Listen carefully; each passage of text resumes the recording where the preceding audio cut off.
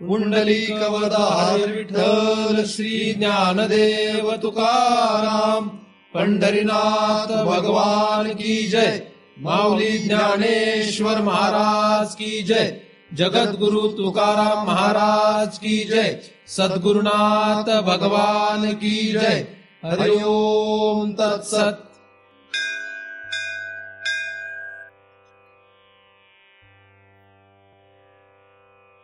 ध्यानमूलं गुरुमूर्ति, पूजामूलं गुरुपदम, मंत्रमूलं गुरुर्वाक्यम, मुक्तिमूलं गुरुकृपा. ब्रह्मेवाहम अहम ब्रह्म न चाहम ब्रह्मणा पृथक. नाहम देहो न मे देह केवलहम सनातन. या ठिकाणी आपण सर्वजण नेहमीप्रमाणे दृग्दृश्य विवेक या ग्रंथाचा अभ्यास करण्यासाठी एकत्रित जमलेलो आहोत. आत्तापर्यंत आपण 24 श्लोकांचा अभ्यास केला आहे आणि या 24व्या श्लोकामध्ये आपण समाधीचा अभ्यास सुरू केला होता. 24व्या श्लोकामध्ये सविकल्प समाधीतील पहिला भाग म्हणजे दृश्यानुविद समाधी याचा आपण विचार करीत होतो. सविकल्प म्हणजे विकल्पासह असणारी समाधी. विकल्प म्हणजे काय याचा आपण मागील वेळेस विचार केलेला आहे. या सविकल्प समाधीचाही आपण विचार केलेला आहे. सर्व वृत्तींना आपण दृश्य करावं. वृत्ती दृश्य करणं हा काही तसा सोपा विषय नाही. जरी तो वाचायला ऐकायला सोपा असला तरी सुद्धा वृत्तींना दृश्य करणं हा अवघड विषय आहे. त्यामुळे ही समाधी तशी काही सोपी म्हणता येत नाही. परंतु जर कोणी प्रयत्न केलाच तर वृत्तींना दृश्य करता येऊ शकतं. अशक्य आहे असं म्हणता येत नाही. परंतु योग मार्गापेक्षा कदाचित सोपं काम या समाधीमध्ये असू शकेल. जर योग्य मार्गदर्शक, योग्य शास्त्र यांच्या आधाराने एखादा साधक या समाधींचा अभ्यास करेल तर त्याला या समाधीची प्राप्ती व्हायला काही हरकत नाही. म्हणजे स्वप्रयत्न अधिक योग्य सहाय्य, शास्त्र आणि सद्गुरू अशा रीतीनेच या समाधीची प्राप्ती व्हायला काही हरकत नाही. तर सर्व वृत्तींना साक्षी करावं किंवा सर्व वृत्तींना आपण साक्षी व्हावं. आणि तो साक्षी जो आहे तो साक्षी या रूपानेच लक्षात घ्यावा. नंतर तो जो साक्षी आहे तो साक्षी चैतन्य रूप आहे हा अभ्यास लक्षात घ्यावा आणि हेच ध्यानात ठेवावं. हे जितकं प्रबळपणे ध्यानात राहील तितकीच उत्कृष्ट समाधी आहे. आणि जितकं ध्यानात राहणार नाही तितकी समाधी नाही आहे. म्हणजे ध्यानात ठेवणं, ते ध्यानात राहणं की या सर्व वृत्तींना मी साक्षी आहे आणि साक्षी हा साक्षी भावानेच आहे हे लक्षात राहणं. म्हणजे फक्त मी त्यांना पाहतोय असं वाटणं निराळं आणि साक्षीच्या खऱ्या स्वरूपाला सिद्ध करून, म्हणजे साक्षी हा जो आहे हा साक्षी कसा आहे याचा आपण अभ्यास थोडक्यात मागे केलेला आहे. उदासीनत्वे सती बोधा साक्षी किंवा साक्षी चेता केवलो निर्गुणश या साक्षीच्या व्याख्येप्रमाणे त्या साक्षीची सिद्धी करून तो साक्षी मी आहे, त्या सर्व वृत्तींना मी साक्षी आहे, अधिक तो साक्षी चैतन्य रूप आहे असा पुन्हा पुन्हा अभ्यास करत राहणे, असंच ध्यानात ठेवणे हे जितक्या प्रमाणात शक्य होईल तितक्या प्रमाणात ती उत्कृष्ट सविकल्प समाधी आहे. ती दृश्यानुविद सविकल्प समाधी आहे. या समाधीला विकल्प युक्त किंवा सविकल्प असं का म्हणालं त्याचं कारण मागील वेळेस आपण विचारात घेतलं होतं. मागच्या वेळेस आपण या समाधीला सविकल्प का म्हणायचं असा अभ्यास केला होता. या समाधीला सविकल्प का म्हणायचं. आता या पुढील श्लोकामध्ये सुद्धा आपण सविकल्प समाधीच पाहणार आहोत आणि ती आहे शब्दानुविद सविकल्प समाधी. पण त्याआधी आपण पुन्हा एकदा मागील वेळेस जो सविकल्प शब्दाचा अभ्यास केला होता त्याची आठवण तुम्हाला जर असेल तर मला करून द्यायला काही हरकत नाही. ठीक आहे. तर काय आपण विचार केला होता, सविकल्प का म्हणायचं समाधी. आठवतंय की नाही? वर्गामध्ये मुलांना जर प्रश्न विचारला तर सगळ्यात अवघड गोष्ट असते. तुम्ही काय शिकवायचं ते शिकवा. मास्तरला मुलं काय म्हणत असतात मनामध्ये, तुला काय शिकवायचं ते शिकव, फळ्यावर लिही, आम्हाला सांग, आम्ही लिहून घेतो, पण प्रश्न विचारू नको. काय करू नको? प्रश्न विचारू नका. प्रश्न विचारला की काय होतं, हृदयावर दबाव येतो. कारण असं वाटतं की अरे हा आपल्यालाच प्रश्न आहे, आता आपल्यालाच उत्तर सांगावं लागणार, म्हणजे काय होतं, टेन्शन येतं, है ना? असं वर्गातल्या 99% मुलांचं होत असतं. 1% मुलं असे असतात की ज्यांना प्रश्न विचारल्यानंतरही दबाव येत नाही. त्यामुळे बऱ्याच वेळा मला असा प्रश्न पडतो की प्रश्न विचारावा की नाही विचारावा. म्हणजे कुठल्याही वर्गात मी शिकवतो तेव्हा, वर्ग कुठलाही असो, आता हा एक वर्गच आहे, हा एक आपला पाठच सुरू आहे, त्यामुळे कुठल्याही वर्गात मी प्रश्न विचारतो तेव्हा विचारावा की नाही हा प्रश्न असतो मला खरं. आठवतंय का कोणाला? राणे सरांना विचारूयात. हा सर. हा, मागच्या वेळेस आपण सविकल्प समाधी जी आहे, म्हणजे दृश्यानुविध समाधीला सविकल्प का म्हणायचं, म्हणजे विकल्प सह असं का, तर तसं आपण मागच्या चिंतनात थोडा अभ्यास केला होता. बऱ्याच वेगवेगळ्या पद्धतीने आपण विचार केला होता सविकल्प समाधीचा. विकल्प म्हणजे बऱ्याच रीतीने अभ्यास करण्यासारखाच आहे खरं तर, परंतु आपण असा एक विचार केला होता की विकल्प म्हणजे जे खरं नाही पण करतो, म्हणजे सत्यापासून किंवा खऱ्यापासून जे दूर असतं आणि ते केलं जातं त्याला विकल्प असं म्हणतात. सत्यापासून ते जास्त दूर आहे किंवा लांब आहे म्हणून तो विकल्प असतो, आणि सत्याच्या जेवढ्या जवळ असेल तेवढा विकल्प कमी असतो. आता या ज्या वृत्ती आहेत, या वृत्तींना दृश्य करणं, त्यांना आपण साक्षी म्हणून पाहणं, हे सत्य गोष्टीपासून दूर आहे. कारण यामध्ये त्रिपुटीचं खंडन नाही. द्रष्टा साक्षी भावाने का होईना, द्रष्टा शिल्लकच आहे. कारण दृश्य जेव्हा केलं तेव्हा द्रष्टा असतो, तो द्रष्टा साक्षी आहे हे कळणं जास्त श्रेष्ठ आहे, म्हणून ही समाधी श्रेष्ठ आहेच. तो साक्षी चैतन्य रूप आहे हे लक्षात आलं तर त्याहूनही श्रेष्ठच आहे. पण द्रष्टा होतो, साक्षी रूपाने का होईना द्रष्टा होतो, म्हणजे दृश्य आहे. म्हणजे दृश्य कशालाही करू, दृश्य पदार्थांना म्हणजे विषयाला दृश्य करण्यापेक्षा वृत्तीला दृश्य करणं हे नक्कीच अपूर्व आहे. याच्यात एक अलौकिकता आहे, अपूर्वता आहे. अलौकिकता म्हणण्यापेक्षा अपूर्वता आहे. ही अपूर्वता साध्य करणं, सिद्ध करणं फार कठीण आहे. हे ऐकणं आणि बोलणं फार सोपं आहे, हे मी तुम्हाला मागाशी म्हणालो. पण ही अपूर्वता आहे हे लक्षात येणं आणि त्या रीतीने या समाधीची प्राप्ती होणं हे जरी श्रेष्ठ असलं तरी विकल्प आहेच, म्हणून सविकल्प आहे. कारण की त्रिपुटी खंडनाशिवाय परमार्थ सिद्ध होत नाही. आणि या समाधीमध्ये एखाद्याला समाधी हा शेवट वाटतो. मग समाधी हा शेवट असेल तर ही समाधी जी प्राप्त होणार तो शेवट आहे का, तर शेवट आहे असं एखाद्याला वाटू शकतं, पण हा शेवट नाहीये, म्हणजे हा विकल्प आहे. हा विकल्प काय? कारण की इथे शेवट नाही होत. शेवट झाला तर त्याला विकल्प नाही म्हटलं तरी चालेल, कारण शेवट हा सत्यावर व्हावा. शेवट कुठे व्हावा? शेवट हा सत्यावर झाला पाहिजे. शेवट जर सत्यावर झाला नाही ते विकल्प आहे कशाचाही. आपण बरेचसे पिक्चर पाहतो है ना, त्या पिक्चरमध्ये शेवट काय होत असतो? सत्याचा विजय, सत्यावर शेवट होत असतो. कुठल्याही पिक्चरचा शेवट कुठे जातो? सत्यावर होत असतो, ठीक नाही. हे व्यवहारामध्ये लोक ते असं दाखवतात की काहीतरी एखादा पिक्चर असतो त्याच्यामध्ये पूर्ण काहीतरी घटना घडतात आणि सगळ्या शेवटी काय होतं? सत्यावर येऊन थांबतो, म्हणून तो चालतो.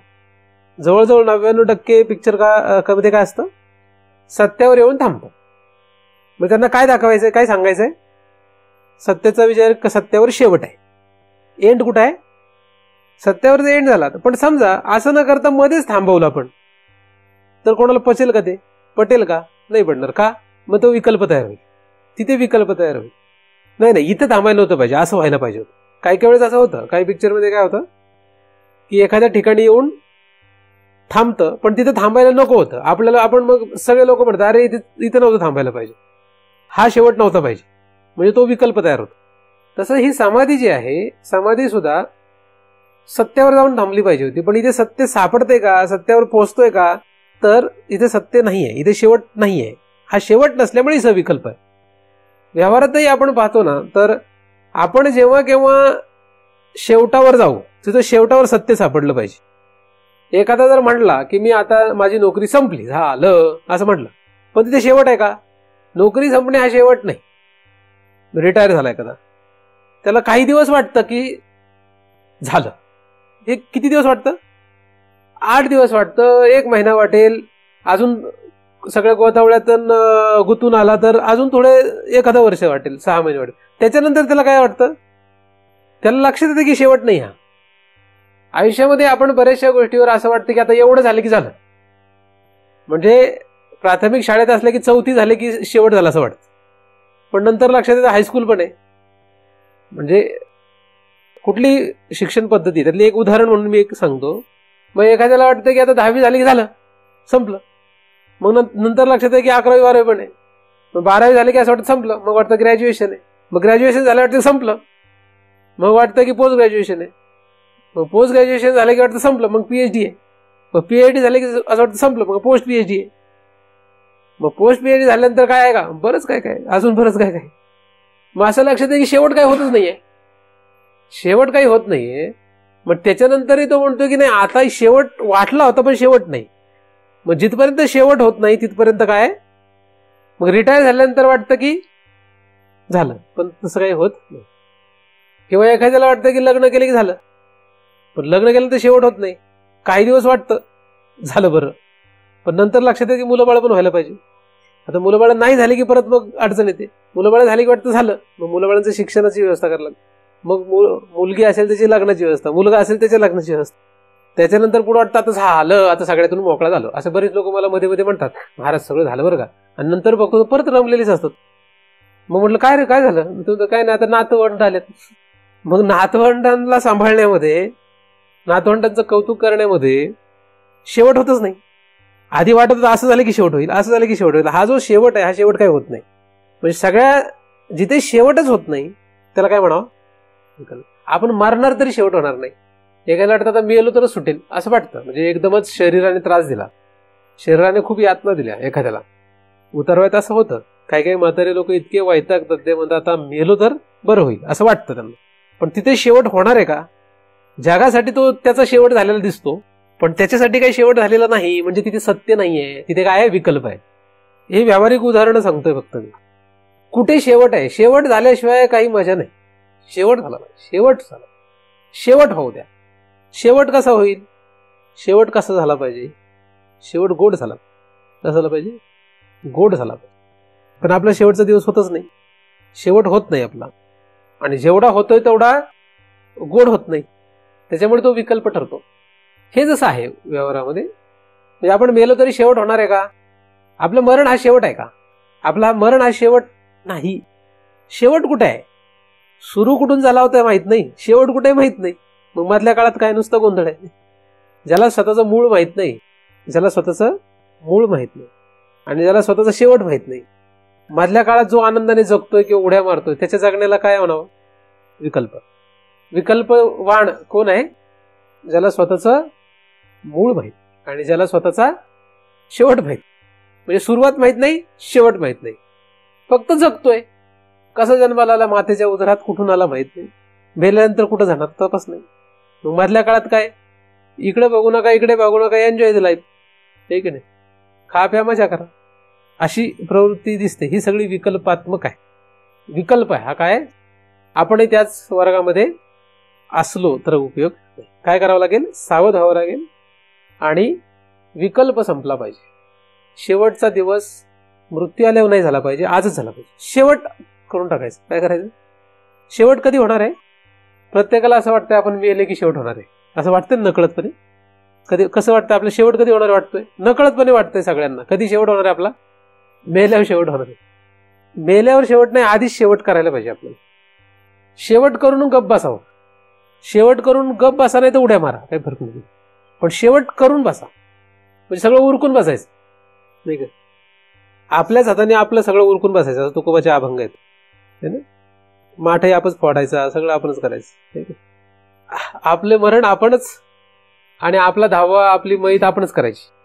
लोकांनी करण्यात काय मजा आहे. आपल्या मैतीला आपणच हजर राहावं है ना, स्वकरे है ना, आणि स्वकरे करावं सगळं, म्हणजे स्वतःच्याच हाताने करावं. आपल्याच हाताने आपलं मरण करावं, आपल्याच हाताने आपला शेवट करावं. आणि मग लोकांना सांगा आमचा शेवट झालेला आहे, आता काय राहिलेलं नाही, शेवट झालेला आहे, विकल्प नाही. मग पण तसं होत नाही. आपल्याला आपल्या मरणाची भीती आहे, आपल्याला मरणाची काळजी आहे, तो शेवट आहे असं वाटतंय, नकळतपणे कळतपणे वाटतंय की तो शेवट आहे, म्हणजे मी मरेल त्या दिवशी तो शेवट आहे असं वाटतंय. हा विकल्प आहे. शेवट मरणाच्या आत करा. किती दिवस शिल्लक आहे, किती वेळ शिल्लक आहे माहित नाही, त्याच्या आत शेवट झाला पाहिजे. अवघड आहे का सोपं आहे? सोपं आहे. तयारी पाहिजे. ज्याला इच्छा आहे त्याचं होणार. तुम्ही किती मागे काय कष्ट केलेत, किती साधना केली, याला काही किंमत नाही आहे. केली का नाही केली यालाही किंमत नाही, केली का नाही यालाही किंमत नाही. ठाम निश्चय असला की शेवट कधी पण होऊ शकतो, उद्या पण होऊ शकतो, उद्याच आपला शेवट होऊ शकतो.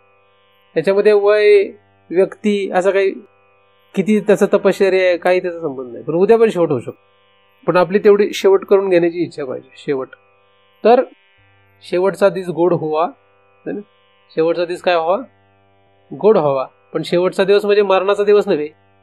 याच कधी केला होता, हाच परमार्थ फक्त यासाठीचे, दुसरं त्याचा काही अट्टहास करायचं कारण नाही. शेवटचा दिवस गोड व्हावा. पण शेवटचा दिवस गोड व्हावा असा अभंग ऐकता क्षणी महाराज सांगतात की आपण मरताना जो दिवस आहे त्यावेळेस सुखाने मारावं, तो शेवटचा दिवस नसतो. शेवटचा दिवस म्हणजे कधी? शेवटचा दिवस म्हणजे मरणाचा दिवस नव्हे. शेवटचा दिवस गोड व्हावा म्हणजे शेवट ज्या दिवशी होईल. म्हणजे शेवट कधी होईल? विकल्प संपल्याशिवाय शेवट होत नाही. म्हणजे मरण हा जो काही दिवस व्यवहारात आपण पाहतो तो शेवट असं समजतो आपण, पण तो शेवट नाही. शेवट म्हणजे ज्या दिवशी विकल्प संपेल. विकल्प संपले की शेवट. आणि जिथपर्यंत विकल्प आहे तिथपर्यंत शेवट नाही. स्थूल शरीर, सूक्ष्म शरीर हे सगळे विकल्प आहे. हे काय? हे सगळे विकल्प आहे. स्थूल शरीर, सूक्ष्म शरीर विकल्प आहे, आणि याच्यातून सगळं निघणारा विकल्प आहे. आणि त्यांच्या आधाराने जी समाधी प्राप्त करतो ती विकल्पच आहे. त्यांना दृश्य केलं म्हणजे विकल्पच येतो. त्याच्यामध्ये एवढा भाग जास्त चांगला आहे की आपण त्यांना साक्षी रूपाने पाहू लागलो, एवढाच भाग फक्त चांगला आहे, म्हणून ती समाधी चांगली आहे. पण विकल्पात्मक आहे म्हणून तिथे थांबून जमणार नाही, त्याच्या पुढे गेलं पाहिजे, निर्विकल्प समाधीपर्यंत गेलं पाहिजे. पण त्याच्या आधी मध्ये एक समाधी आहे, आणि ती म्हणजे शब्दानुविध सविकल्प समाधी. ही सुद्धा सविकल्पच आहे, म्हणजे यामध्ये सुद्धा शेवट नाही हे नक्की. पण ही समाधी प्राप्त करावी का नाही करावी तर क्रम आहे. क्रमाने जायचं असेल तर पहिली दृश्यानुविध सविकल्प समाधी, नंतर शब्दानुविध सविकल्प समाधी, आणि मग निर्विकल्प समाधी. असा क्रम पाळायला काहीही हरकत नाही, कारण 3च पायऱ्या, 1, 2, 3, आहे की नाही. तर या दृश्यानुविध समाधीच्या नंतर आपण शब्दानुविध समाधीचा या 25व्या श्लोकामध्ये अभ्यास करणार आहोत. असंग सच्चिदानंद स्वप्रभो द्वैतवर्जित अस्मिती शब्दविद्धोयम समाधी सविकल्पक. असा हा 25व्या श्लोकामध्ये अभ्यास आहे. सरळ सरळ अर्थ त्याचा असंग सच्चिदानंद, स्वप्रभो म्हणजे स्वयंप्रकाश, द्वैतवर्जित म्हणजे अद्वैत रूपाने असणारा किंवा द्वैत ज्या ठिकाणी नाही असा, अस्मिती म्हणजे ते मी आहे, शब्दविद्धोयम अशा प्रकारची जी समाधी आहे त्याला शब्दानुविध समाधी असं म्हणतात. समाधी सविकल्पक. तर यामध्ये क्रमाने असंग सच्चिदानंद, स्वप्रभो म्हणजे स्वयंप्रकाशित, द्वैतवर्जित म्हणजे द्वैत नसलेलं, असं जे काही आहे ते मी आहे. आता त्याच्यात थोडासा जरा जास्त सूक्ष्म अभ्यास आहे. पहिल्या म्हणजे दृश्यानुविध समाधीपेक्षा ही सूक्ष्म समाधी आहे. कारण दृश्यानुविध समाधीमध्ये वृत्तींवर लक्ष ठेवणं हे काय होतं? हा फोकस होता, म्हणजे इकडे आपलं लक्ष होतं. लक्ष कुठं होतं? ध्यान कशाचं होतं? ध्यान कशावर होतं? वृत्तीवर ध्यान आहे. वृत्तीवर ध्यान ठेवायचंय, म्हणजे वृत्तींना ध्यानात ठेवायचंय की या वृत्तींना मी पाहणार आहे हे ध्यानात ठेवायचं. म्हणजे संबंध जो आहे तो वृत्तीशी आहे, साक्षी आहे. साक्षी होणं सोपं नाही, मी आधी म्हणालोय. साक्षी स्वतःला मांडणं हे फार अवघड आहे. आपण साक्षी आहोत, पण जेव्हा साक्षी आहोत तेव्हा कोणाला साक्षी आहोत असा प्रश्न येतो. तो पाहणारा आहे, मग प्रश्न येतो कोणाला? काय तो पाहणारा आहे असं म्हटलं की प्रश्न येतो कोणाला? तेव्हा त्या वृत्तींना पाहणार आहे असं आपण ठरवावं. त्याच्या व्यतिरिक्त कशालाही पाहणारं राहू नये. मी वृत्तीला पाहतो, वृत्तीला मी जाणतो आणि साक्षीरूपाने जाणतो, ही सर्व उत्कृष्ट आणि चांगली अवस्था आहे. पण ती सविकल्पात्मक असल्यामुळे त्याच्या पुढे जाऊन सूक्ष्म अभ्यास करणं गरजेचं आहे. या ठिकाणी साक्षी जो आहे, जो आपण ठरवला आधी की तो साक्षी मी आहे, काय ठरवलं आपण, तो साक्षी मी आहे. तर मग हा साक्षी कसा आहे? मागच्या श्लोकामध्ये जरी चैतन्य किंवा चेतनम असं सांगितलेलं असलं तरी त्या ठिकाणी एवढं स्पष्ट नाहीये, त्या चेतन या शब्दावर एवढा अभ्यास नाहीये, म्हणून तो अभ्यास इथे या ठिकाणी या श्लोकामध्ये आणि या समाधीमध्ये येतो. तर त्या ठिकाणी जो चेतनम हा शब्द वापरलाय तो चेतनम शब्द या ठिकाणी अधिक स्पष्ट केलेला आहे. साक्षी काय, साक्षी काय आहे? साक्षी कामाद्या ज्या वृत्ती आहेत, कामादी ज्या वृत्ती आहेत त्या वृत्तींना पाहणारा, त्या वृत्तींना दृश्य करणारा साक्षी आहे. आणि तो साक्षी चेतन रूप आहे, तो चैतन्य रूप आहे असं लिहिलेलं आहे. पण या ठिकाणी काय केलंय, या ठिकाणी अस्मिती म्हणजे ते मी आहे, ते म्हणजे कोण, तर त्याचा अभ्यास पहिल्या चरणात येतोय. पहिल्या चरणामध्ये त्याची सगळी लक्षणं सांगितलेली आहेत. म्हणजे पहिल्या चरणामध्ये येणारी जी लक्षणं आहेत ही सगळी त्या साक्षीची आहेत. मागच्या श्लोकामध्ये साक्षीचं एकच लक्षण सांगितलं, चेतनम, पण तो चेतनम म्हटल्यानंतर एवढा स्पष्ट भाग होत नाही, म्हणून या ठिकाणी त्याच साक्षीची पुन्हा लक्षणं सांगितली आहेत आणि ती मी आहेत असं सांगितलं. आता साक्षी हा शब्द इथे कुठेच येत नाही, पण तो जो साक्षी आहे तो मी आहे असा आता मागच्या समाधीमध्ये त्याचा दृढ व्हायला पाहिजे. मागच्या समाधीमध्ये म्हणजे मागच्या अभ्यासामध्ये तो साक्षी मी आहे हे दृढ झालं की त्याच्यानंतर तो मी काय आहे असा प्रश्न आला पाहिजे. वृत्तींना साक्षी होणं, वृत्तींना साक्षी रूपाने पाहणं हे ठीक आहे, पण त्याच्या पुढचा प्रश्न निर्माण होणं गरजेचं आहे की तो साक्षी असलेला जो मी आहे तो कसा आहे, तो काय, तो कसा आहे हा प्रश्न आहे. हा प्रश्न पडल्याशिवाय ही समाधी सुरू होत नाही. कारण आपण पाहतोय ठीक आहे, पण आपण कोण आहोत? ठीक आहे, आपण सगळं पाहतोय ठीक आहे, आपण सगळ्याची व्यवस्था करतोय, पण आपण कोण, आपल्याला काय किंमत आहे, आपलं काय अस्तित्व आहे हे कळलं पाहिजे. सगळं करतोय, घरातली सगळी व्यवस्था करतो, काय काय लोक घरातली सगळी व्यवस्था करतात, म्हणजे सगळी व्यवस्था पाहतात, पण त्यांना स्वतः आपण कोण आहोत, आपलं नक्की अस्तित्व काय हा प्रश्नच पडत नाही. मग कदाचित कधीतरी एखाद्या कारणामुळे, काहीतरी अडचणीमुळे म्हणा, काहीतरी कोणीतरी बोललं, मग त्याला लक्षात, अरे आपलं अस्तित्व काय येतं असा प्रश्न येतो. कधी येतो? कुठल्याही संस्थेमध्ये असं होत असतं. म्हणजे कुटुंब व्यवस्था असो किंवा एखाद्या कंपनीत तुम्ही कामाला असो किंवा कुठे असू दे, आपण सगळं करतो करतो करतो करतो अशी एखादी वेळ येते की त्यावेळेस आपल्या अस्तित्वाची आपल्याला ओळख करून दिली जाते की तू काय आहेस, तुझी लायकी काय आहेस. सोप्या भाषेमध्ये तुझी लायकी काय हे दाखवून दिली जाते. कोण दाखवून देतं? मॅनेजमेंट दाखवून देईल, म्हणजे संस्थेमधलं म्हणा किंवा घरातल्या मॅनेजमेंट मधले कोणीतरी दाखवून देतं, नाही का. म्हणजे लायकी म्हणजे काय, इन्सेंटिव्ह दिलं तर आपली लायकी जरा चांगली असते आणि मेमो दिलं तर कदाचित लायकी कमी असते, ठीक आहे. हे जसं एखाद्या कंपनीमध्ये वगैरे असतं, आपली लायकी दाखवून दिली जाते, तसं घरामध्ये पण असतं. आपण सगळं राबतो आणि एका दिवशी आपल्या घरातलं कोणीतरी काहीतरी बोलतं, मग आपल्याला फार वाईट वाटतं, मग आपण डोंगरावर जाऊन बसतो. तुमच्या शेजारी डोंगर असला तर ठीक आहे, तुकोबांसारखं सगळ्यांच्या शेजारी डोंगर असतो असं नाही का. पण डोंगर नसेल तर आपण कुठेतरी कोपऱ्या कापऱ्यात जाऊन बसतो आहे ना. आणि मग लक्षात काय आपल्याला काय किंमत, हे किती वाजेपर्यंत बसतो. तुकोबांसारखं 7 दिवस थोडी बसतो, महिने थोडी बसतो. आपण किती वेळ बसतो? 7 मिनिट. आपलं अस्तित्व घरच्यांनी दाखवून दिलं आपल्याला की आपण घराच्या बाहेर जाऊन बसतो है ना. बसतो ना, सगळेच बसतात बरं का, लेडीज काय जेंट्स काय सगळ्यांसाठी येते. लहान मुलं सुद्धा बसतात कोपऱ्यात जाऊन. त्यांचं अस्तित्व त्यांना कळलं, कोणीतरी दिवसलं तर ते कुठे जाऊन बसतात? कोपऱ्यात जाऊन बसतात, फुगून बसतात, त्याला म्हणतात फुगून बसणे, ठीक नाही. तर असं पण आपण पण काय करतो, आपलं अस्तित्व आपल्याला दाखवून दिलं कोणी की आपण कुठेतरी कोपऱ्यात जाऊन बसतो. पण आपलं किती वेळ बसतो आपण? कारण घरच्यांना नाही माहित आहे, कुठं जात नाही.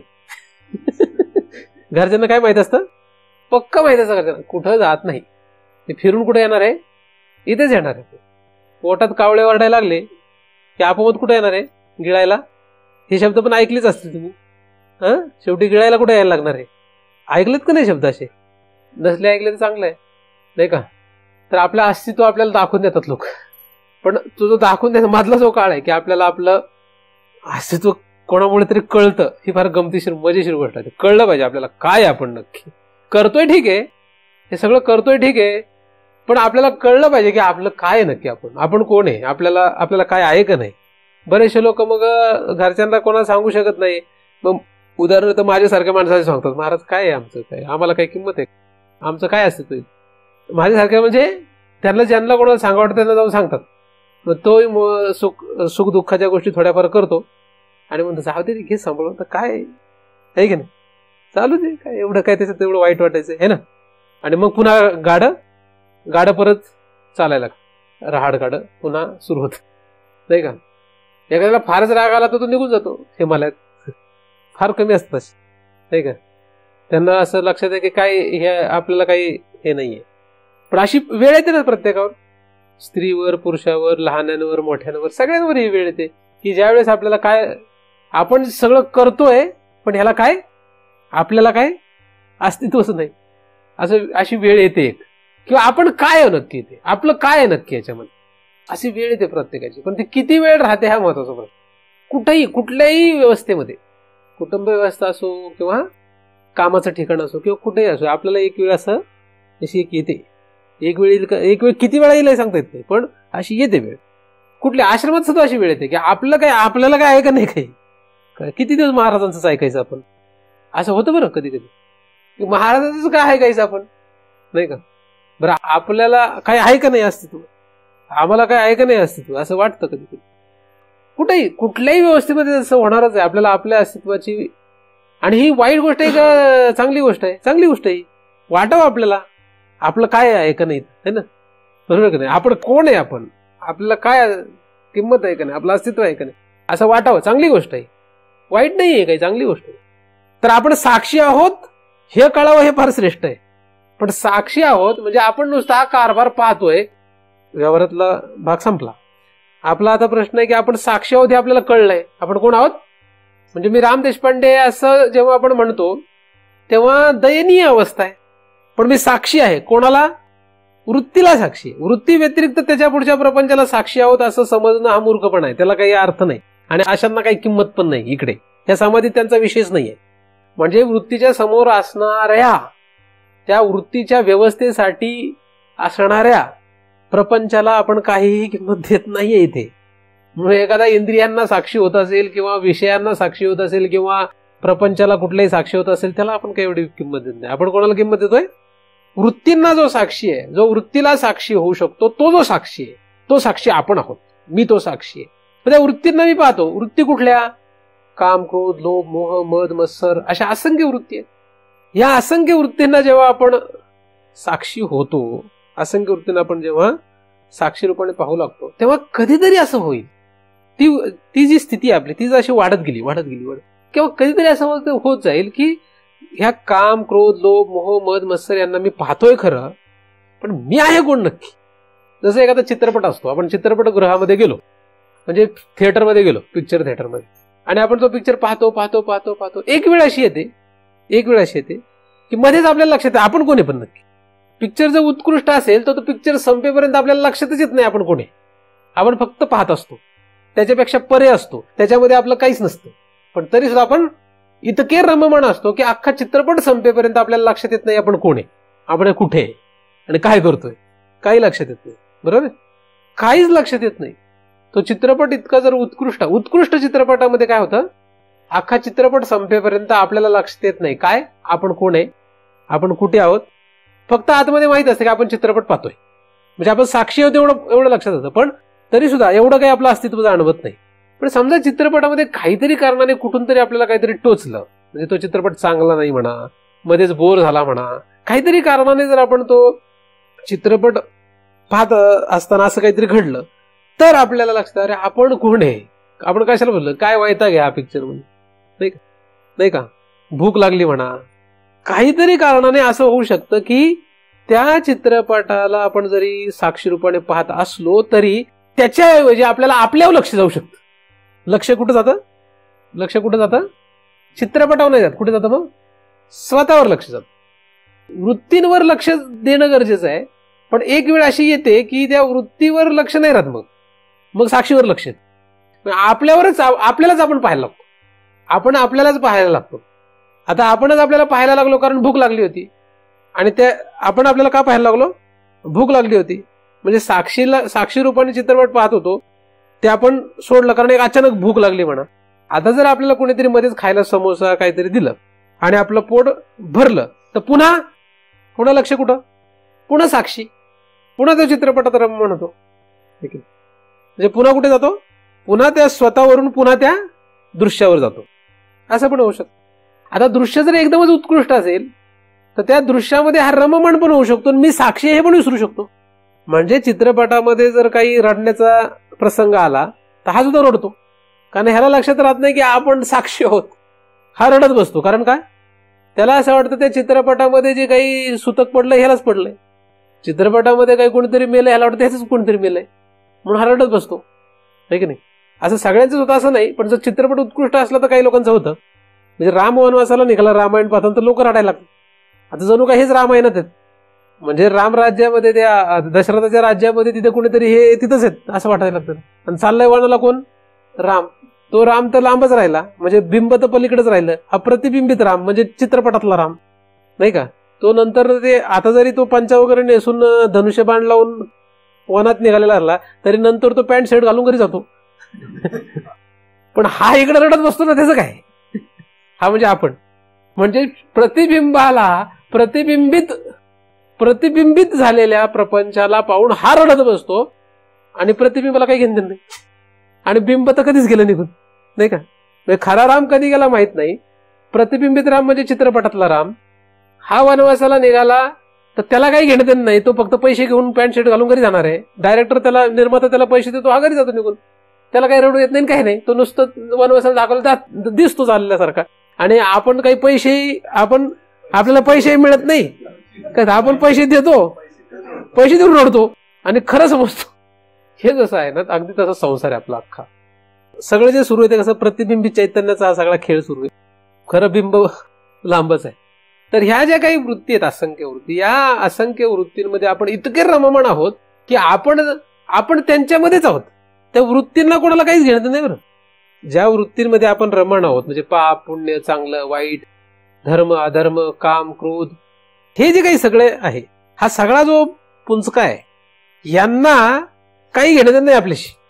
आपल्याला मात्र त्यांच्याशी घेणं नाही. पापाला आपल्याशी काही घेणं नाही, पुण्याला आपल्याशी काही घेणं नाही, क्रोध काम यांना आपल्याशी काही घेणं नाही. पण आपल्याला मात्र त्यांच्याशी घेणं नाही. आपल्याला इतकं घेणं नाही की आपल्याला वाटतं ते आपलंच आहे. जसं उदाहरण, घराला काय घेणं नाही आपल्याशी, जड असलेल्या घराला आपल्याशी काय घेणं, आपल्याला वाटतं घर आपलं, ह्याला काही घेणं नाही आपल्याशी. पण आपल्याला मात्र ह्याच्याशी घेणं नाही, आपल्याला वाटतं आपलंच आहे. त्याला मात्र वाटतच नाही हा माणूस आपला आहे. तुम्ही आज निघून जा, दुसरा जरी येऊन राहिला तर त्याला काही घेणं नाही, तर त्याला काही फरक पडत नाही. तुम्ही राहिले का दुसरा येऊन राहिला, काय फरक पडतो याला. त्या घराला काही फरक पडत नाही की आपण राहिलो काय दुसरा राहिला काय, पण आपल्याला फरक पडतो. आपल्याला वाटतं की आपलंच आहे. म्हणजे आपला जीव ह्या भिंतीत इतका गुंतला आहे घरामध्ये की आपल्याला वाटतं हे आपलंच आहे, पण ह्या घराचा जीव आपल्यात अजिबात गुंतलेला नाही. घर जसं जड आहे तशा या वृत्ती सगळ्या जड आहेत. या वृत्तींमध्ये आपण इतके गुंतलेलो आहोत की आपल्याला वाटतं हे आपलं आहे, पण त्यांना आपल्याशी काही घेणं देणं नाही. ते जड आहेत, सगळे जड आहेत, सगळे रममाण आहे आपण त्याचं. मग त्यांच्यामध्ये रममाण आहे. कधीतरी एखादी वृत्ती आपल्याला दाखवून देते की आपण कोण आहे, आपलं काय अस्तित्व, आपण काय नक्की. आणि मग साक्षीवर जर आला तर किती वेळ तो साक्षीवर राहतो हा पण खेळ.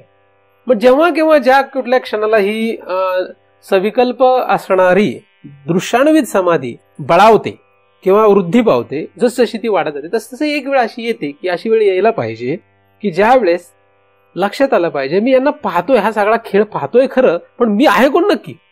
हा जो खेळ आहे, हा वृत्तींचा जो खेळ आहे, तो पाहणारा जो मी आहे तो मी कोण आहे नक्की. ठीक आहे, पाहतोय सगळं.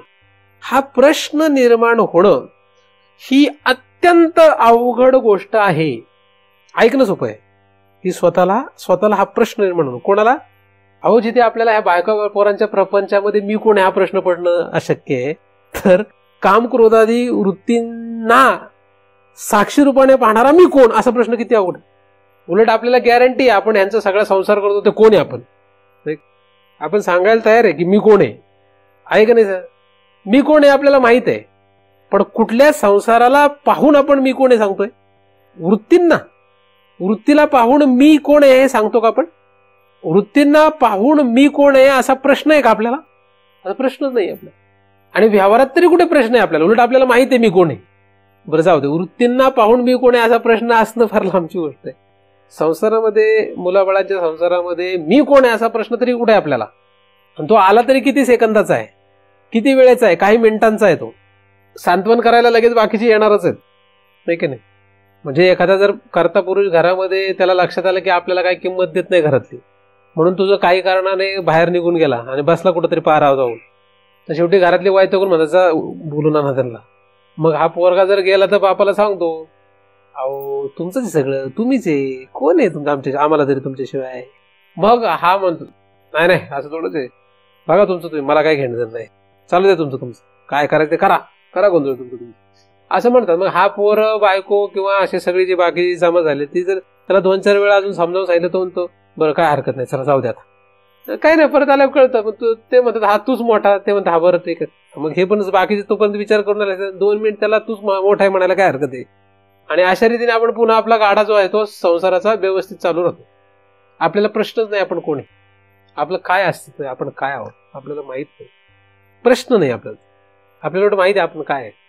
आणि प्रत्येक जण प्रत्येकाच्या घरात गेल्यानंतर हे दाखवून देतो की माझं अस्तित्व आहे बघा, असं दाखवून देतो की मला किंमत आहे या घरात. प्रत्येक जण दाखवून देण्याचा प्रयत्न करतो आणि बाकीचे त्याला हो हो म्हणतात फक्त. बरोबर आहे, हो म्हणतात, पण सगळ्यांना वाटत असतं की माझंच अस्तित्व आहे. बायकोला वाटतं माझं, नवऱ्याला वाटतं माझं, मुलांना वाटतं माझं, म्हाताऱ्याला वाटतं माझं, म्हातारीला वाटतं माझं, सगळ्यांना वाटतं माझंच अस्तित्व. आणि सगळे एकमेकांना फसवत राहतात. आणि आपल्याला वाटतं आपलंच अस्तित्व आहे, आपणच आहे असं वाटतं. पण हे आपल्याला वाटत नाही की हे खरं आहे का खोटं आहे, हे आपल्याला लक्षात येत नाही की हे खरं आहे का खोटं आहे. आपण जे गैरसमज करून बसलोय, कारण हे आपल्याला दाखवतात ना, म्हणतात लोकही मला म्हणतात महाराज तुम्हीच आहे, तुमच्याशिवाय कोणी.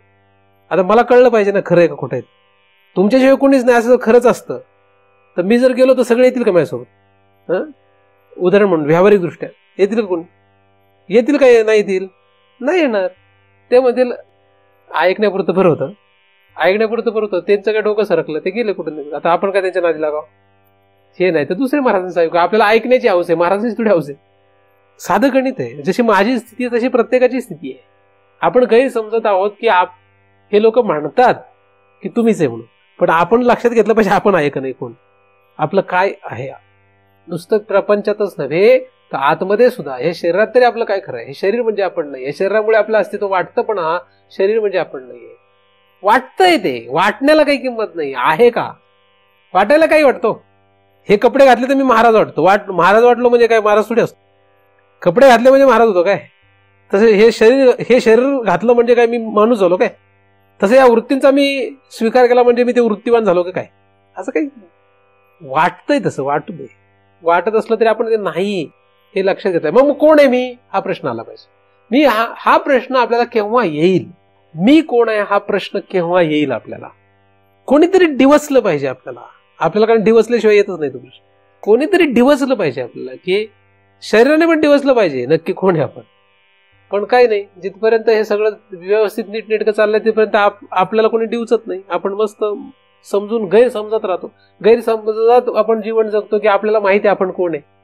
आपण कोण आहे याचं उत्तर आपल्याला माहित आहे, चांगलं आहे वाईट आहे हे तर समजणं दुर्दैवाच आहे. पण हे जास्त चांगलं आहे मी नवरा आहे बायको म्हणण्यापेक्षा, म्हणजे वृत्तींना स्वीकारून वृत्तीशी तादात्म्य पाहून मी काहीतरी आहे असं समजणं हे ह्याच्यापेक्षा बरं आहे. पण ह्या भ्रमात राहू नये आपण नवरा आहोत, बायको आहोत, श्रीमंत आहोत, गरीब आहोत, हे भ्रम आहे. मी कोण आहे हा प्रश्न सतावला पाहिजे. काय ह्या प्रश्नाने आपल्याला काय केलं पाहिजे, त्रास दिला पाहिजे. मी कोण आहे, आणि मी कोण आहे तर या वृत्तींना साक्षी असणारा मी कोण आहे हा प्रश्न सर्वोत्कृष्ट आहे बरं. म्हणजे या बायकोचा नवरा जो मी आहे तो कोण आहे हा प्रश्न एवढा महत्वाचा नाही, हा एवढा काही चांगला नाही.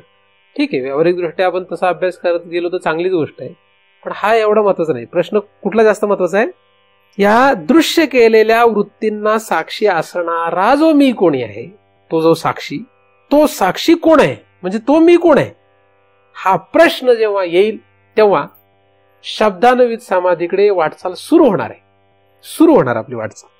पण त्यासाठी आधी काय करावं लागेल, त्या साक्षीवर यावं लागेल. कुठल्या साक्षीवर यावं लागेल, जो वृत्तींना दृश्य करतो. कसं दृश्य करतो, साक्षी रूपाने. म्हणजे साक्षीची जी व्याख्या आहे त्याप्रमाणे. त्या वृत्तींना मी मानत नाही हे लक्षात घ्या. वृत्तींना जिथपर्यंत आपण मी मानतो तिथपर्यंत साक्षी होऊ शकत नाही, आणि साक्षी समजलो तरी संपलेला नाही विषय.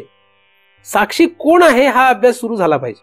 म्हणजे वृत्तींना साक्षी होणं ही पहिली गोष्ट अवघड आहे. कारण जिथपर्यंत काम, क्रोध, लोभ, मोह, मद, मत्सर यापैकी कशाला तरी मी समजतो तिथपर्यंत साक्षी नाही. बरं, हे नुसतं बडबड करतो तरी उपयोग नाही. ते प्रत्यक्षात आचरणात अनुभवात त्याच्या स्वतःच्या पाहिजे. 1 सेकंद आधी येऊ दे, 2 सेकंद येऊ दे, 1 मिनिट येऊ दे, 1 तास येऊ दे, ते वाढत वाढत वाढत वाढत त्याची समाधी उत्कृष्ट उत्कृष्ट होत जाते. व्हायला पाहिजे. तो अभ्यास आहे, नाही का? आणि इतकं पक्का व्हावं की जसं राम देशपांडे मी आहे लक्षात ठेवावं नाही लागत, ते ध्यानात राहतच, ध्यानातच असतं. म्हणजे राम देशपांडेंना काय असं म्हणावं लागत नाही तुम्ही राम देशपांडे ध्यानात ठेवलंय का, तर त्यांना ध्यानात ठेवायची गरज असते. ध्यानात ठेवायची गरज कुठपर्यंत असते? थोडाच दिवस गरज असते. आपण हे आहोत हे ध्यानात ठेवायची गरज कुठपर्यंत असते? काही काळच असते. तेवढाच फक्त पिरियड महत्वाचा आहे, तेवढाच काळ महत्वाचा आहे. तसं मी साक्षी आहे या वृत्तींना हे कुठपर्यंत लक्षात ठेवावं लागतं? एका विशिष्ट वेळेपर्यंत लक्षात ठेवावं लागतं, ध्यानात ठेवावं लागतं. नंतर ते ध्यानात असतंच. जिथपर्यंत ध्यानात आहेच ही अवस्था येत नाही तिथपर्यंत ध्यानात ठेवावं, तिथपर्यंत तो प्रयत्न करावा, तिथपर्यंत तो अभ्यास करावा. म्हणजे पहिल्या समाधीचा अभ्यास कुठपर्यंत करायला पाहिजे? जिथपर्यंत ध्यानात आहेच हे लक्षात येत नाही तिथपर्यंत ध्यानात ठेवण्याचा प्रयत्न करायला पाहिजे. मग हा प्रत्येकाचा कालावधी जो आहे तो भिन्न भिन्न असू शकतो. आणि मग हे जेव्हा होईल तेव्हा मग प्रश्न पडावा की मी नक्की कोण आहे? हा साक्षी जो आहे तो मी कोण आहे? यांच्या नादी लागलो म्हणजे यांना पाहत बसलोय, यांना कोणाला? यांना पाहत बसलोय, मी नक्की कोण आहे? या सगळ्या वृत्तींना पाहणारा साक्षी मी कोण आहे? असा प्रश्न आला की आपला अभ्यास 25व्या श्लोकाचा सुरू झाला. आणि त्याचं उत्तर इथे पहिल्या चरणामध्ये दिलेलं आहे की तो जो साक्षी आहे तो कोण आहे. मागच्या श्लोकामध्ये सुद्धा चेतनम या शब्दामध्ये त्याचं उत्तर आहेच खरं तर, पण तो विषय तिथे अस्पष्ट आहे म्हणता येईल, तो अधिक स्पष्ट केलाय असं म्हणता येईल. या श्लोकामध्ये ते उत्तर अधिक स्पष्ट केलेलं आहे की मी कोण आहे. पण कुठला मी कोण आहे? राम देशपांडे हा मी कोण आहे का असं आहे काही? ते नाही, आता तसं नाहीये. कुठला मी? हा, वृत्तीला साक्षी रूपाने पाहणारा जो आहे तो मी कोण आहे त्याचा हा अभ्यास आहे. पण लोक काय करतात, राम देशपांडेच म्हणायला लागतात की मी असंग आहे, नंतर सच्चिदानंद रूप आहे असं म्हणायला लागतात, मग फसतात. शास्त्र अभ्यास करत गेला की लोकांना कुठेतरी लक्षात येतं की आपण कोण आहोत? असंग आहोत, निर्विकार आहोत, निष्प्रपंच आहोत, किंवा मग असं जे काही पुढचे अभ्यास येणार आहेत, हे जे पुढचे अभ्यास ते लोक आहे ना राम देशपांडे समजायला लागतात स्वतःला. म्हणजे ते जे राम देशपांडे गुणी आहेत ना ते समजू लागतात की मी असंग आहे. पण योग्य आहे का ते? राम देशपांडेंना मी असंग आहे हे मांडण्याचा मुळात अधिकारच नाहीये. पण लोक शास्त्र वाचतात आणि शास्त्र वाचल्यानंतर त्यांना लिहिलेलं आढळतं की आपण काय आहोत? आपण असंग आहोत. म्हणजे मी असंग आहे. पण हा मी असंग आहे तर हा मी कोण हे पहिलं कुठं माहिती आहे? हा अभ्यास कुठे पाहिला? म्हणून राम देशपांडेने किती मी असंग आहे मी असंग आहे मी असंग आहे म्हटलं तरी उपयोग नाही. कारण राम देशपांडे मी असंग आहे असा अभ्यास करून त्याला काही उपयोग होत नसतो. राम देशपांडे असो का नवरा असो का बायको असो का कोणी असो, एवढंच काय, मी पुण्यवान आहे असं म्हणणारा जो मी आहे तो सुद्धा या समाधीचा अधिकारी नाही. बरं, हे फारच अति झालं है ना. पण लोक जे पुण्यवान आहे ते समजतात की मी असंग. कोण समजतात? काही काही लोक पुण्यवान होतात आणि ते स्वतःला कोण समजतात? मी पुण्यवान आहे असं ते पक्क समजत असतात. मी पुण्यवान महाराज आहे, मी कधी कुठलंही पाप केलेलं नाही असं समजतात.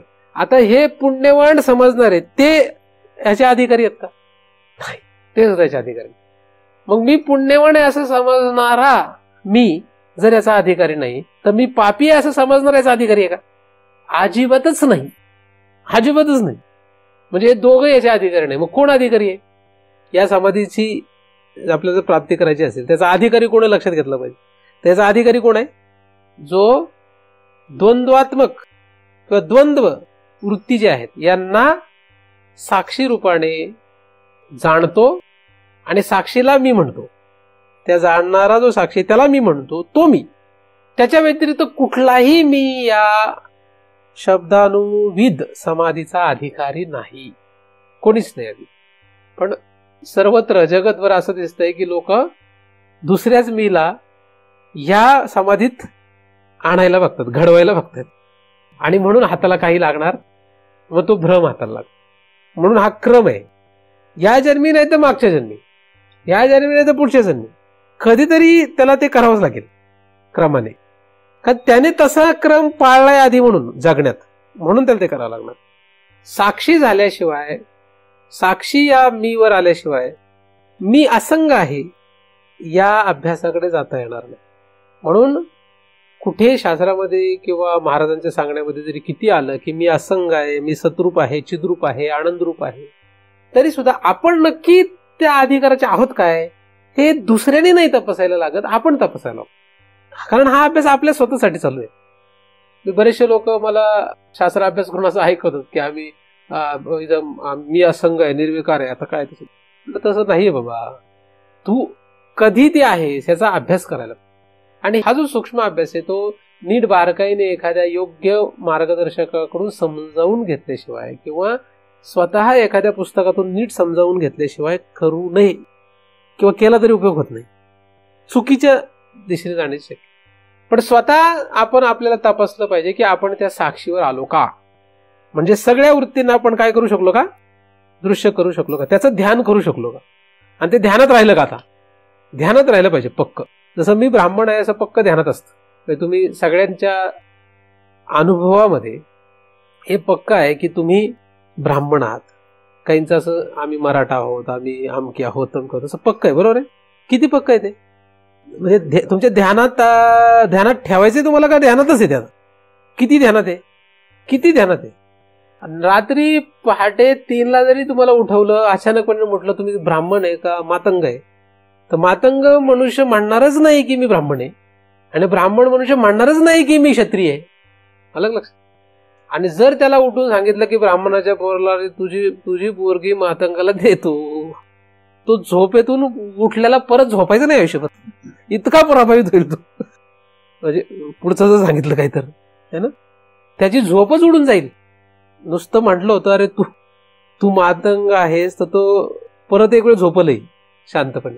पण त्याला जर सांगितलं की तू ब्राह्मण आहेस पण तुझी पोरगी आता मातंगाच्या पोराबरोबर पळून गेली किंवा त्याच्याबरोबर लग्न ठरलं, तर त्याची झोप कायमची जाईल. इतकं ध्यानात आहे. गंमत आहे का नाही. तुम्ही हे सगळे ऐकत असला तरी तुमच्यासाठी पण हे लागू. तुम्ही नुसते ऐकताय कारण तुम्ही फक्त ऐकण्याचे परमार्थ करणारे लोक दिसत आहेत. कसले परमार्थ करणारे दिसत आहेत. फक्त ऐकण्याचे, करायचं काही नाही आपल्याला. ऐकण्यातच जर गंमत मजा वाटत असली, सुख मिळत असलं, पुढं करायचं कशाला. ऐक ना, ज्याचं मृगजळाच्याच पाण्याने पोट भरतंय त्याला प्रत्यक्षात पाणी पिण्याची गरज काय नाही. म्हणजे हॉटेलात गेल्यावर स्टार्टरनेच जर पोट भरत असेल तर पुढचं जेवण मागवायची गरज काय आहे की नाही. आता जे हॉटेलात जात नसेल त्यांना मी काय म्हणतोय कळत नसेल आहे की नाही. म्हणजे सूप पिऊनच जर पोट भरत असेल समजा एखाद्याचं, त्याला पुढे जेवण द्यायची गरज काय, गरज नसते है ना. तर कोणाचा विषय हा, राम देशपांडेंचा, ब्राह्मणाचा, क्षत्रियाचा, स्त्रीचा, पुरुषाचा, कोणाचा विषय कोणाचा आहे हा. इथे हा कोणाचा विषय नाही. वारकऱ्याचा विषय आहे का, वारकरी किंवा असले हे जे काही आहे कोणाचाच विषय नाही हा. या कोणाचा विषय, ह्याला कुठले जात पात, याला कुठला काहीच विषय नाही. स्त्री आहे का पुरुष आहे, लहान आहे का मोठा आहे, चांगला आहे का वाईट आहे, हा कसं कोणाचाच विषय नाही. हा पापी आहे का पुण्यवान यांचा पण विषय नाही. म्हणजे साक्षी हा जो पहिल्यांदा मी येतो, तो साक्षी हा जो मी आहे तो पापी माणसाचा विषय का पुण्यवान माणसाचा विषय, दोघांचाही नाहीये हा विषय. पण अख्खे परमार्थ करणारे कुठे आहेत, सगळे खालीच आहेत. तिकडे सगळे कुठे आहेत, ह्या साक्षी पदाच्या खालच्या साईडला आहेत सगळे. आणि त्यांनी मग किती आरडाओरडा करून मी असंग आहे, सच्चिदानंद रूप आहे असं म्हणायचा प्रयत्न केलाच, तर त्यांचं नुसती काय थोतांड आहे, त्यांची नुसती ती पोपटपंची आहे. मग तो मी असलो तरी सुद्धा, ते तुम्ही असले तरी सुद्धा, जगातला कोणी असला तरी सुद्धा त्याच्यासाठी नियम तोच आहे. हा नियम काही तुमच्यासाठी आहे किंवा जगासाठी आहे आणि माझ्यासाठी नाहीये असं नसून, हा नियम सर्व दूर सर्वांसाठी. हा कोणालाही वजा करून नियम नाही आहे. हा समाधीचा अधिकार फक्त कोणासाठी आहे, जो साक्षी या अधिकारावर आला. आणि तो साक्षी कोणाला होतोय, चित्रपटाला नाही, बायका पोरांना नाही, स्थूल शरीराला नाही, सूक्ष्म शरीराला नाही, वृत्तीच्या पुढे मांडलेल्या कुठल्याच प्रपंचाला नाही, तर वृत्तींना जो साक्षी झालाय त्याच्यासाठी हा विषय. हा अभ्यास कोणासाठी आहे, जो वृत्तींना साक्षी झालाय. आणि आपण वृत्तींना साक्षी व्हावं हे मी तुम्हाला बऱ्याच दिवसापासून सांगतो. हा समाधीचा अभ्यास किती दिवसापासून सांगतोय, बऱ्याच दिवसापासून सांगतोय की तुम्ही कोणाला साक्षी व्हा, वृत्तीला साक्षी. हे बाकीच्यांना काय साक्षी व्हायची, बाकींना साक्षी होण्यात काय अर्थ, बाकींना साक्षी होण्याची गरज नाही. जे काय चाललंय ते चाललंय, कसं चाललंय माहित नाही, कसं चाललंय माहित नाही, चाललंय तसंच चाललंय, चालू द्यायचं. हे कसं चालू द्यायचं, हे कसं चाललं पाहिजे बाकीचं, वृत्तींची व्यवस्था जी आहे पुढची ही कशी चालू द्यायची, तुम्ही नाही म्हटली तरी ती बरोबरच होणार. कारण एक लक्षात घ्या, ह्या ज्या वृत्ती उठतात ह्या काही आपण उठवित नाही, आपल्या आतमध्ये जे तयार होतं हे काही आपण ठरवत नाही की आता काम निर्माण झाला पाहिजे, आता क्रोध निर्माण झाला पाहिजे, आता दया निर्माण झाली पाहिजे, आता प्रेम निर्माण झालं पाहिजे. हे आपण तयार करतो का? असं आपण उठवतो, हा चल आता सुरू करू रे, आता थोड्या वेळात आपलं काम सुरू होईल, आता थोड्या वेळात आपली दया सुरू होईल, आता थोड्या वेळात आपला करुणा सुरू होईल, आता थोड्या वेळात प्रेम सुरू होईल. असं काही नाही. तशा परिस्थिती ते सगळे आपोआप तयार होतात. बाह्य आंतरिक स्थिती त्या अनंत जन्मांच्या कर्मानुसार आपोआप तयार होतात. त्या ज्या वृत्ती उठतात त्या कशा तयार होतात? आपोआप.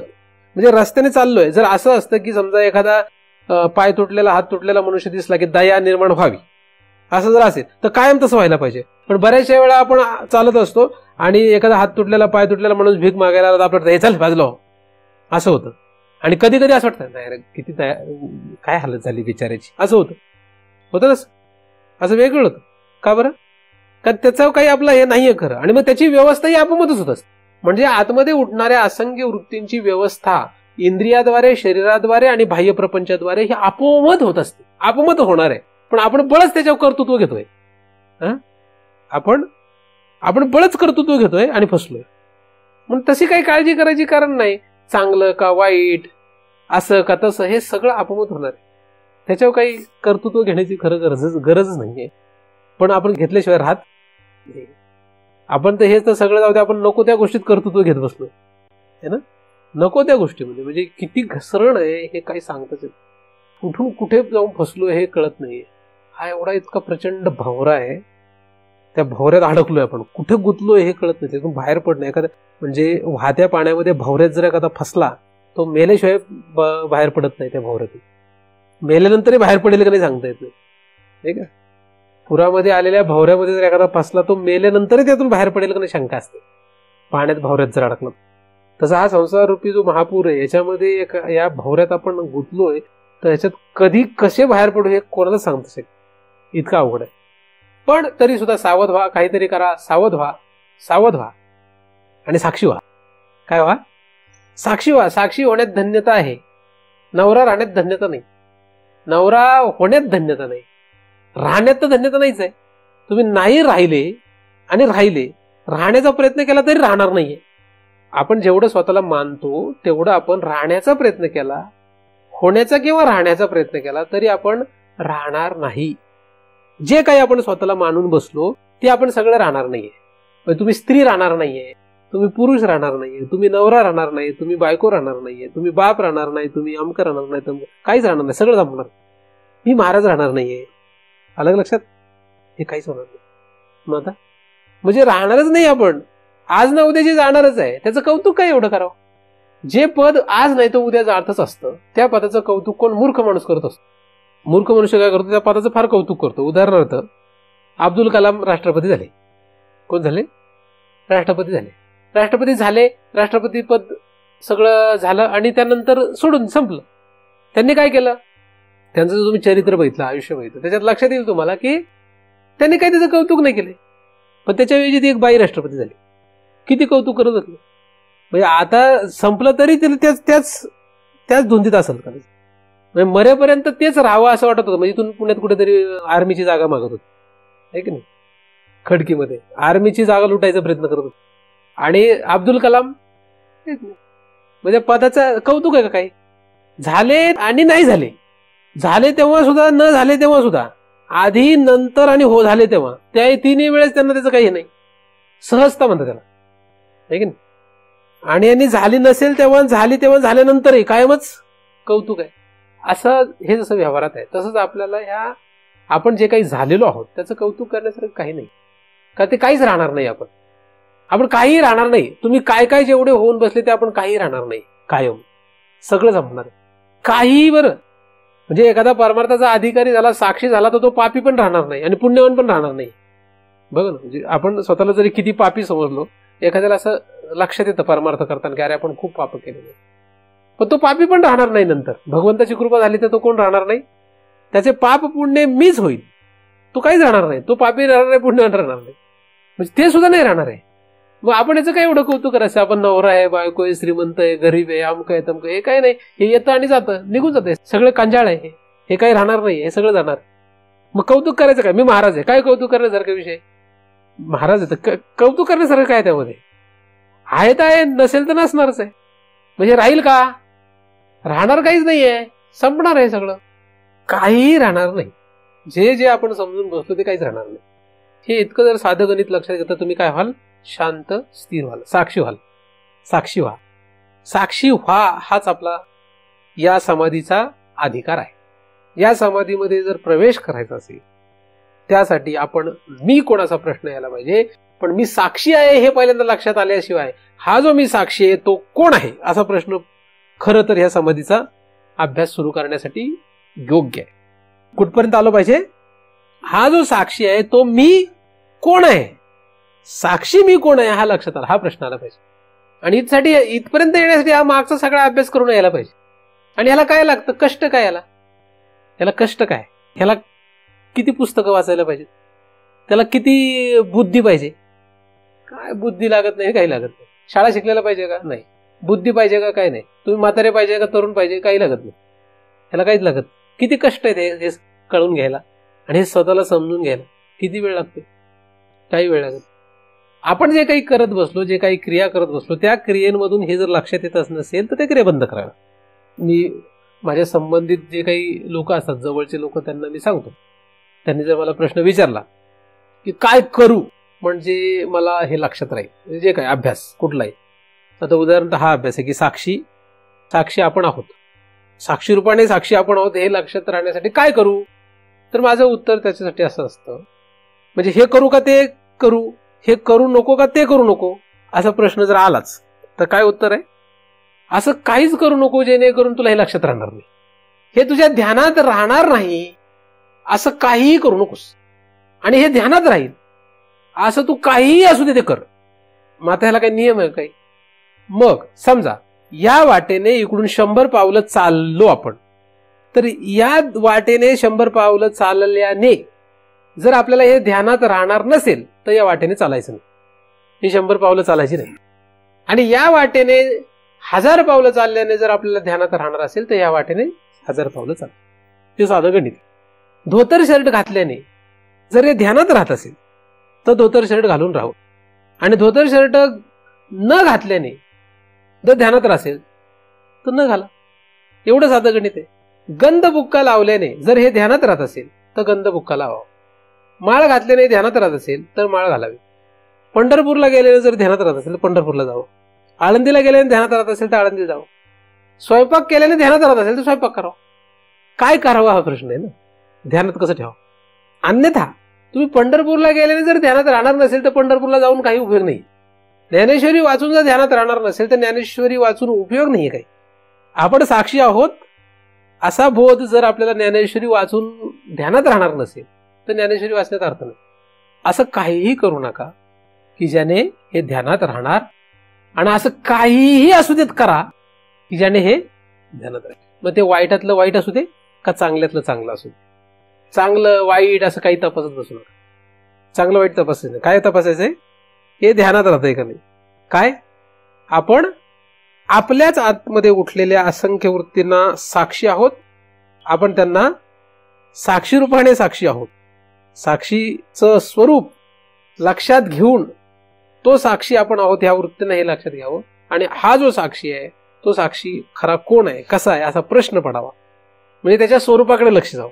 खरं तर म्हणजे पहिला भाग आहे फक्त साक्षीच व्हावं, नंतर त्याचं स्वरूप लक्षात यावं. स्वरूप लक्षात यावं त्यासाठी हा अभ्यास या ठिकाणी या समाधीत सुरू होतो. या समाधीमध्ये त्याचं पहिलं लक्षण जे सांगितलेलं आहे त्या साक्षीचं हे लक्षण सांगितलेलं आहे, राम देशपांडेंचं नाही, पापी पुण्यवान माणसाचं नाही, त्या साक्षीचं हे लक्षण सांगितलंय की तो साक्षी कोण आहे, असंग आहे. पहिलं लक्षण आहे. दुसरं लक्षण आहे सद्रूप आहे, चिद्रूप आहे. तिसरं लक्षण आहे, चौथं लक्षण आहे आनंद रूप आहे. नंतर स्वप्रभव आहे आणि द्वैत वर्जित आहे. अशी काही लक्षणं सांगितलेली आहेत. काही लक्षणं आहेत, ही काय आहेत, ही काही लक्षणं आहेत, आणि एवढी जरी लक्षणं लक्षात राहिली तरी काम होणार आहे. पण हे लक्षात राहण्यासाठी राम देशपांडेने लक्षात राहणार आहे का? राम देशपांडेने मरेपर्यंत जरी लक्षात ठेवलं तरी उपयोग नाही, हे लक्षात ठेवा. राम देशपांडेने मरेपर्यंत न चुकता जरी लक्षात ठेवलं तरी उपयोग नाहीये. म्हणजे राम देशपांडे या ब्राह्मण माणसाने मरेपर्यंत जरी लक्षात ठेवलं मी असंग आहे आणि सच्चिदानंद रूप आहे तरी उपयोग काही नाहीये. कोणी? राम देशपांडे या ब्राह्मण माणसाने, त्याचा उपयोग नाही. किंवा राम देशपांडे या महाराजांनी समजा या पुण्यवान माणसाने, असं धरूया की राम देशपांडे हे एक पुण्यवान महाराज आहे. आता या महाराजांनी, या पुण्यवान महाराजांनी हे मरेपर्यंत जरी लक्षात ठेवलं की मी असंग आहे सच्चिदानंद रूप आहे तरी उपयोग नाही. प्रत्येक क्षणाला लक्षात ठेवलं तरी उपयोग नाही. कारण तो त्यांच्यासाठी नाहीच आहे, ते साक्षीसाठी. मग साक्षी जो झालाय तो पापी आहे का पुण्यवान आहे? तो दयाळू आहे का एकदम निर्दयी आहे? चांगला आहे का वाईट आहे? सुखी आहे का दुःखी आहे? श्रीमंत आहे का गरीब आहे? स्त्री आहे का पुरुष आहे? ब्राह्मण आहे का क्षत्रिय आहे? याने काही फरक पडत नाही. तो नालायकातला नालायक असू देत आणि एकदम चांगल्यातला चांगला असू देत, तो गरीबातला गरीब असू देत का श्रीमंतातला श्रीमंत असू देत, तो पुरुष असू देत का तो स्त्री असू देत, तो लहान असू देत का तो मोठा असू देत, तो काही असू देत, साक्षी जर असेल तर त्याच्या ह्या सगळ्या असण्याला नसण्याला तयार होतो. आणि यांच्यापैकी कोणीही हे कायम लक्षात ठेवलं तरी उपयोग नाही. आणि साक्षी होऊन 1 मिनिट जरी लक्षात ठेवलं तर ते अनंत जन्मांचं भलं करून देणार आहे. 1 मिनिट जरी लक्षात ठेवलं, किती? 1 मिनिट जाऊ देत, 1 क्षण जरी लक्षात ठेवलं तरी अनंत जन्म त्याचा फायदा होणार आहे. किती क्षण? तुम्हाला अख्ख्या आयुष्यामध्ये डोळ्याची पापणी लवते एवढ्या 1 क्षण जरी हे लक्षात ठेवता आलं, ध्यानात ठेवता आलं, कुठे लक्षात म्हणण्यापेक्षा ध्यानात ठेवता आलं, म्हणजे तेवढी 1 क्षणाची समाधी येते. किती? 1 क्षणासाठी जरी हे ध्यानात ठेवलं तर अनंत जन्मांचा फायदा होईल. किती? फल बघा काय, अनंत जन्मांचा फायदा होईल. आणि या मी आधी सांगितलेल्या यांच्यापैकी कोणीही अख्खं आयुष्य जरी ध्यानात ठेवलं मरेपर्यंत तरी त्याला काही उपयोग नाही त्याचा. तो गटांगळ्याच खाणार आहे, पुन्हा पुन्हा पुन्हा पुन्हा गटांगळ्या खाणार. म्हणजे 1 क्षण ही समाधी लागण्याचा जो फायदा आहे तो किती मोठा आहे. म्हणजे हे जरा एवढं सोपं. त्यासाठी आधी सगळं सोडावं लागतं. आधी सगळ्यावर वैराग्य लागतं, विरक्ती लागते. आधी काय लागतं? आधी सगळ्यावर विरक्ती लागते, आधी सगळ्याचा विराग लागतो. आधी सगळ्याचा विराग असल्याशिवाय, म्हणजे पापाचा विराग आहे तर पुण्याचा पण विराग आहे, पापाचा कंटाळा आहे तर पुण्याचा सुद्धा कंटाळा आहे. तो कंटाळा आल्याशिवाय इकडे काही येता येत नाही साक्षीवर. आणि त्या साक्षीने 1 क्षण जरी हे लक्षात ठेवलं तर त्याचं काम झालं. आणि त्याचं कायमच ध्यानात राहिलं तर मग तो या समाधीचाच अधिकारी. आणि मग त्याने ते असंग ह्या समाधीचा प्रयत्न करू देत, मग बघा काय होतं, है की नाही. म्हणून तुम्ही किती वेळ लक्षात ठेवा? 1 क्षण फक्त करा. किती? परमार्थ किती वेळ करायचा आपल्याला? निमेषभरी. लक्षात किती वेळ ठेवायचा आपल्याला? 1 क्षण करण्याचा प्रयत्न करायचा आपल्याला, फक्त जास्त नाही. 1 क्षण ध्यानात ठेवा. दिवसातून 1 क्षण ध्यानात ठेवा. मी मागे तुम्हाला म्हटलं दिवसातून 1 वेळ लक्षात ठेवायचं पक्क. पण त्या क्षणाला पक्क लक्षात ठेवायचं की मी हे काहीच नाहीये, हे काहीच नाहीये. तिथून पुढे सांगितलेलं हे मी काहीच नाही, हे त्या क्षणाला इतकं दृढ पाहिजे की अख्ख्या जग जरी विरुद्ध उभं राहिलं तरी आपलं ते दृढ पाहिजे की आपण ते नाहीये. असं झालं की आज 1 क्षण आहे, उद्या 1 क्षण आहे, असे 365 क्षण होतील. हे याचा गुणाकार होत गेला तर दिवसेंदिवस ते खरं तर वाढतच जाईल. आणि मग तुमची अवस्था, आपण साक्षी आहोत हे स्वतःला शिकवायचं आहे, दुसऱ्याला दाखवायचं नाहीये. दुसऱ्याला दाखवण्यासाठी परमार्थ करायचा असेल तर गंध, टिक्का, बुक्का हे सगळं लावावं लागेल. आणि स्वतःला जर आपल्याला हे शिकवायचं असेल तर त्याला हे काही लागत नाही. मग त्याचं हे बाह्य अवडंबर काही असो, त्याला काही फरक पडत नाही, त्याने काही होत नाही. तो शिवाय देतो का प्रेमाने बोलतो याने काही फरक पडत नाही. तो चांगला आहे का वाईट याने काही फरक पडत नाही.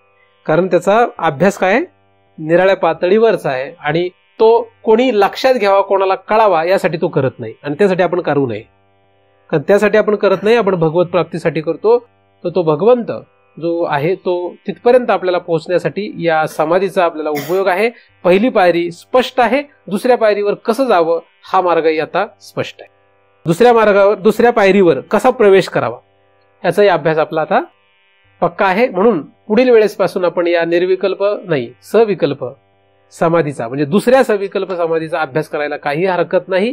पुढील वेळेसपासून आपण असंग सच्चिदानंद रूप असलेले आणि स्वप्रभो द्वैत वर्जित असलेल्या या मीचा अभ्यास करणार आहोत. तो अभ्यास आपल्या सर्वांना करण्यासाठी योग्य ते अधिकार भगवंताच्या कृपेने प्राप्त होत अशी भगवंताच्या चरणी प्रार्थना करतो. आणि त्याच्या कृपेनेच निर्माण झालेले चिंतन त्याच्या चरणी अर्पण करतो आणि येथेच पूर्णविराम. सुखिया जा